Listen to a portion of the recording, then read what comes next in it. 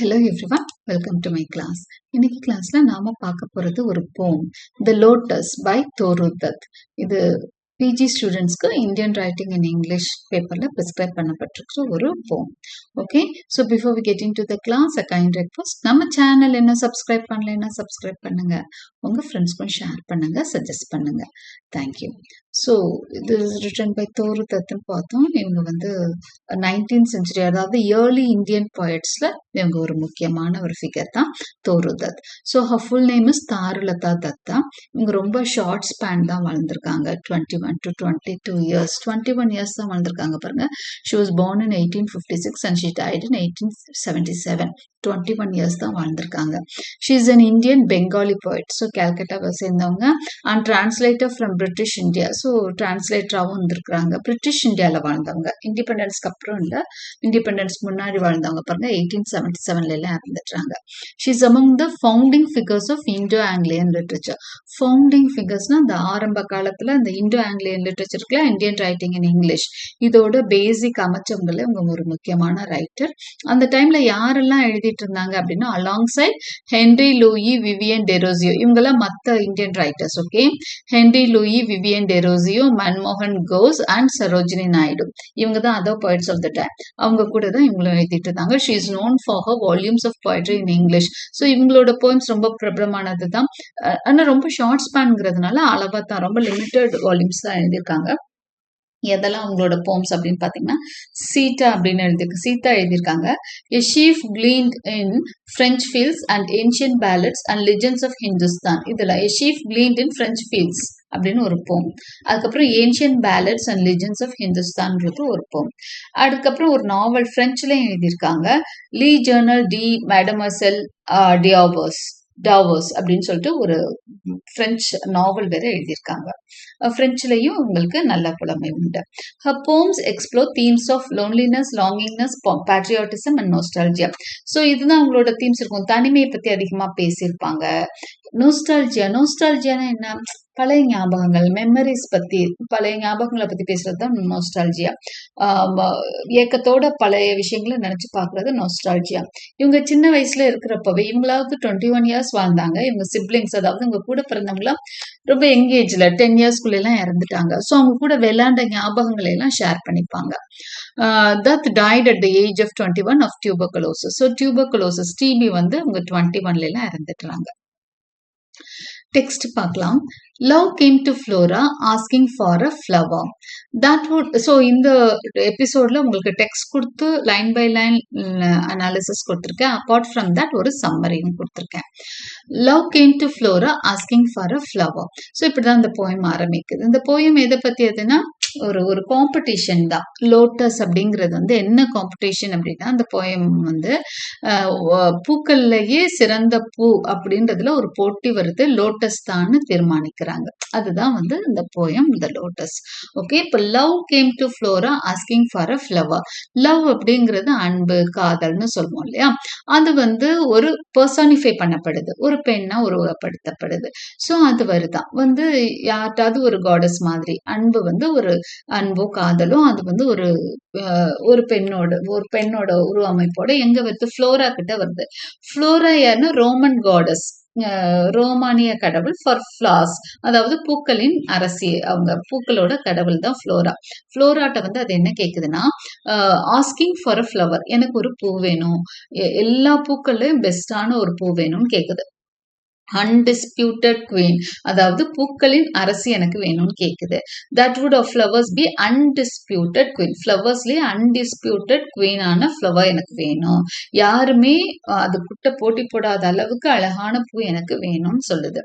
The lily and the rose long had been rivals for that high honour.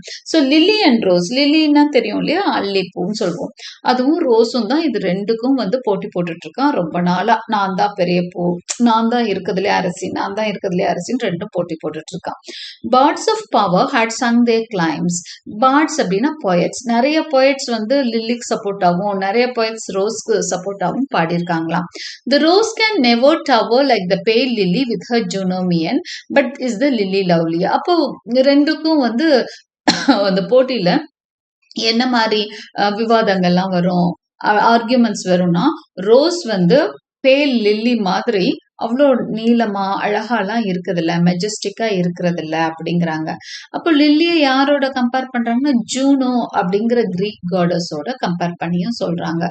Juno வந்து Greek goddess for protection. So அதோட compare பண்ணி அந்த லில்லியோட அழகை வர்ணிக்கிறாங்க. ஆனா lily வந்து ரொம்ப கிராண்டா மெஜஸ்டிக்கா இருக்குதான். ஆனா லில்லி சார்மரா, லவ்லியரா, கியூட்டா இருக்குமா அப்படின்னா, ஆனா ஏன்னா ரோஸ் தான் ரொம்ப சார்மிங்கா இருக்கும், ரோஸ் தான் ரொம்ப லவ்லியரா இருக்கும்னு ஒரு குரூப் கொடுக்குது. வேணா குரூப் வந்து சொல்லுது, ஒரு குரூப் என்ன சொல்லுது, லில்லி தான் பெஸ்ட், லில்லி தான் இதா இருக்கு, லாங்கா இருக்கு, மெஜஸ்டிக்கா இருக்குங்குது.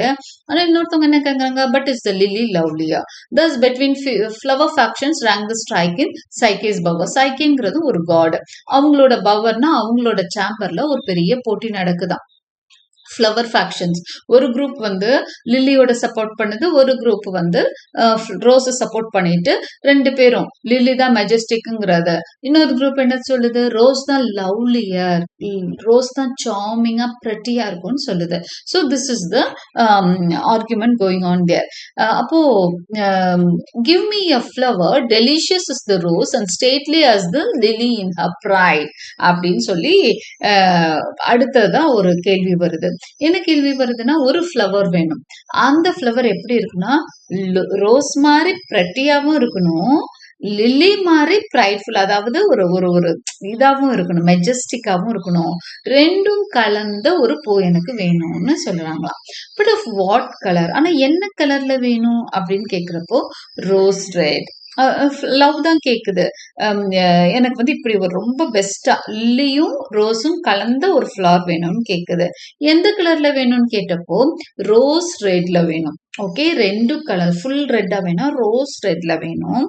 Love first chose then prayed, no lily white or both provide. First என்ன சொல்றது, ரோஸ் ரெட் வேணும் அப்படிங்குது. அப்புறம் அதுக்கப்புறம் என்ன சொல்றது, இல்ல இல்ல லில்லி ஒயிட் அப்படிங்குது. ஃபர்ஸ்ட் வந்து ரோஸோட ரெட் கலர் வேணும்னு சொல்லுது, அடுத்து லில்லியோட ஒயிட் கலர் வேணும்னு சொல்லுது, அதுக்கப்புறம் லவ் என்ன சொல்லுது, இல்ல இல்ல ரெண்டும் கலந்து வேணும் அப்படின்னு கன்ஃபியூஸ் பண்ணிக்குது. இது வந்து லவ் வந்து யார்கிட்ட பேசிட்டு இருக்கு இதெல்லாம் அப்படின்னா ஃப்ளோராட்ட கேக்குது, எனக்கு பெஸ்ட் ஃப்ளவர் வேணும்னு கேட்டுருச்சு, ரெண்டும் கலந்த மாதிரி ஒரு பூ வேணும் அப்படின்னு சொல்லுது. என்ன கலர்ல வேணும்னு கேட்டா என்ன சொல்லுது, ஃபர்ஸ்ட் ரோஸ் ரெட்னு சொல்லிச்சு, then it's asking for a lily white, இல்ல ரெண்டும் மிக்சடா வேணும் அப்படின்னு சொல்லி சொல்லுது. And Flora gave the lotus. இப்போ ஃப்ளோரா ரெண்டும் கலந்து தானே உனக்கு வேணும், ஒன்னும் பிரச்சனையே இல்லை, இந்த பிடிச்சுக்கோ தி பெஸ்ட் ஃப்ளவர் அப்படின்னு சொல்லிட்டு அது கையில ஒண்ணு கொடுத்துருச்சு. அது என்ன தெரியுமா, lotus. Rose red dyed, rose rose பூ மாதிரி, அதாவது ரோஸ் மாதிரி கலர் இருக்கும், ஆனா லில்லி ஒயிட் மாதிரி மெஜஸ்டிக்காவும் இருக்கும், ரெண்டும் கலந்த கலவை தான் லோட்டஸ் அப்படின்னு சொல்லிட்டு this is the queenliest flower that ப்ளோஸ்ன்னு சொல்றான். குவீன்லியஸ்ட்னா இருக்கிறதுலயே அரசிக்கெல்லாம் அரசி இதுதான், குவீன்லியஸ்ட் ஃப்ளவர்ஸ் தட் ப்ளோஸ், இதுதான் பூக்கள்லே ரொம்ப அழகான ஃப்ளவர் அப்படின்னு சொல்லிட்டு சொல்லி கொடுத்துருது. Okay, so this is the beautiful poem The Lotus. Okay, so ரெண்டுக்கும் நடந்த காம்படிஷன்ல லோட்டஸ் wins அப்படிங்கிறது தான் இந்த poem. அப்போ now let us get into the summary. Introduction. The poem Lotus is from Dutt's Ancient Ballads and Legends of Hindustan. இது வந்து ஒரு collection, இந்த கலெக்ஷன்ல வந்த போம் தான் இந்த லோட்டஸ். ஓகே, தத்தோட ancient ballads and legends of ஹிந்துஸ்தான்ற ஒரு ஒரு புக்ல வந்த ஒரு poem தான் The Lotus. It was published in 1882. The poem unfolds like a fable where love personified approaches Flora. So இந்த poem பாத்தீங்கன்னா ஒரு கதை மாதிரி தான் ஆரம்பிக்குது இல்லையா, லவ் வந்து பர்சானிஃபை பண்ணப்படுது, ஒரு பெண்ணா உருவகப்படுத்தப்படுது, அது வந்து it is asking, it is approaching Flora, the Roman goddess கிட்ட வருது, and with request to create the most beautiful flower in the world. அது என்ன ரெக்வஸ்ட் கேக்குது, ஆஸ்கிங், இட் இஸ் ஆஸ்கிங் என்னது, the most prettiest, the most beautifullest flower வேணும் அப்படின்னு சொல்லி கேக்குது, த மோஸ்ட் பியூட்டிஃபுல் ஃப்ளவர் வேணும்னு கேக்குது. Okay, right, summary. Love asks Flora, the goddess of nature, for a flower more special than any other. The rose and the lily have always been rivals, each beautiful in its own way. இப்போ love வந்து ஃப்ளோராட்ட வந்து என்ன கேட்டுச்சு, flower கேட்டுச்சு, எல்லாத்த விட ஸ்பெஷலான flower. ரோஸும் லில்லியும் தான் காம்படிஷன்ல இருக்கு. They have always been rivals. ரைவல்ஸ்னா போட்டியாளர்களா இருக்கிறாங்க. Each beautiful in its own way. ரெண்டுமே அழகா இருக்கு, அந்த ஓன் வேல. லில்லி வந்து மெஜஸ்டிக்கா லாங்கா இருக்கு, ரோஸ் வந்து பிரிட்டியா இருக்கு. The rose is charming while the lily is tall and elegant. அதுதான் ரோஸுக்கு ஒரு வாதம் இருக்கு, ரொம்ப pretty, charming, lovely அப்படிங்குது. லில்லி எப்படி இருக்கு, டாலா, எலகண்டா, மெஜஸ்டிக்கா இருக்கு. The rose cannot match the lily's pale beauty. Rose வந்து லில்லியோட பியூட்டிக்கு ஈடாகாது. லில்லி வந்து ரோஸ் மாதிரி சார்மிங்கா இருக்காது. ஸோ ரெண்டுக்கும் வீக்னஸும் இருக்கு, ரெண்டுக்கும் என்ன பிளஸும் இருக்கு. Love wants a flower with best qualities of both. இப்போ லவ்க்கு என்ன வேணுமா, பெஸ்ட் குவாலிட்டிஸ் ஆஃப் போத் வேணுமா. ரோஸ் டைடும் வேணுமா, லில்லியோட மெஜஸ்டிக்கும் வேணுமா. Love first ask for the roses red colour, then lily's white and finally chooses both. So அது என்ன சொல்லும், ஃபர்ஸ்ட் வந்து எனக்கு ரெட் ரோஸ் ரெட் டைட் வேணும் அப்படிங்குது. டைனா அந்த கலர் வேணும் அப்படின்னு கேக்குது. அதுக்கப்புறம் லில்லியோட ஒயிட் கலர் வேணும்னு கேக்குது. அப்புறம் இல்ல ரெண்டும் கலந்து வேணும்னு கேக்குது. Flora creates the lotus, a flower with soft pink and white shades.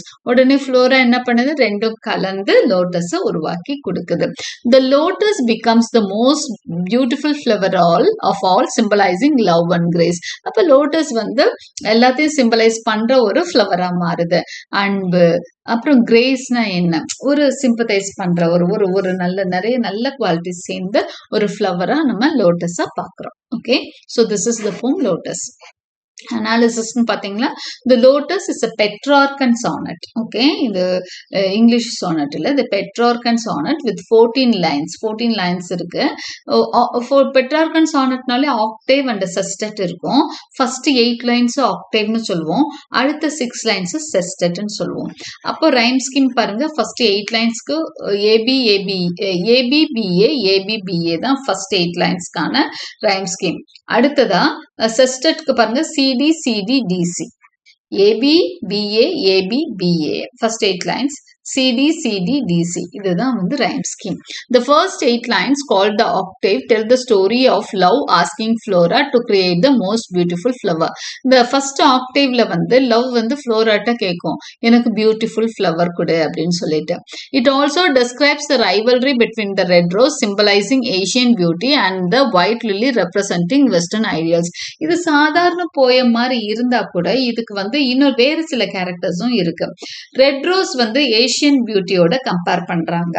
அடுத்தது, அதாவது ஏஷியன் பியூட்டினா என்ன, இந்த இந்தியன்ஸோட கனெக்ட் பண்ற மாதிரி ரெட் ரோஸ் சொல்றாங்க. ஒயிட் லில்லிய வந்து வெஸ்டர்ன் ஐடியல்ஸோட கம்பேர் பண்ற மாதிரி இருக்கான். லில்லி வந்து it is compared to the Europeans. Okay, இந்த போயம் டேக்ஸ் அ 10. இதுதான் வந்து ஃபர்ஸ்ட் 8 லைன்ஸ்ல வந்து ரெட் ரோஸ இந்தியன்ஸோடையும் அதாவது ஏஷியன்ஸோடையும் ஒயிட் லில்லிய யூரோப்பியன் ஐடியல்ஸோடையும் கம்பேர் பண்றாங்க. இந்த poem takes a turn in the sestet. அடுத்த 6 லைன்ஸ்ல எப்பவுமே எல்லா பெட்ரார்கன் சானட்லயும் ஃபர்ஸ்ட் 8 லைன்ஸ்ல ஒரு மாதிரி இருக்கும், அடுத்த 6 லைன்ஸ் வேற மாதிரி தான் இருக்கும். வேறு ஒரு டேர்ன் வந்துடும், ஒரு ட்விஸ்ட் வந்துடும். அப்போ இந்த செஸ்டட்ல என்ன வருது அப்படின்னு சொன்னா ஒரு twist. Here the creation of the lotus create ஆகுறது இந்த செஸ்டட்ல தான். A flower blending the qualities of the rose and the lily. ஒரு ஃப்ளவர் ரெண்டும் கலந்த குவாலிட்டிஸோட உருவாக்கி கொடுக்கறது செஸ்டட்ல. It unites eastern and western ideals of beauty. தனித்தனியா ஈஸ்டர்ன் அண்ட் வெஸ்டர்ன் ஐடியல்ஸ் தான் அழகுன்றது கிடையாது, ரெண்டும் கலந்தா ரொம்ப யூனிஃபைட் பியூட்டி அப்படின்னு சொல்ற மாதிரி. அதாவது யூரோப்பியன் ஐடியல்ஸும் வேணும், இந்தியன் ஆர் ஏஷியன் ஐடியல்ஸ் ரெண்டும் கலந்தது தான் வந்து அழகா இருக்கும், ரெண்டும் கலந்தது தான் வேணும்ன்ற மாதிரி தான் இது இருக்கும்.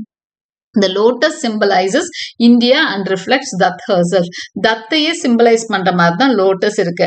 ஏன்னா தத் வந்து இந்தியால பிறந்து வளர்ந்திருந்தாலும் அவங்க எஜுகேஷன் எல்லாம் வந்து அப்ராட்ல தான் இருந்திருக்கும்.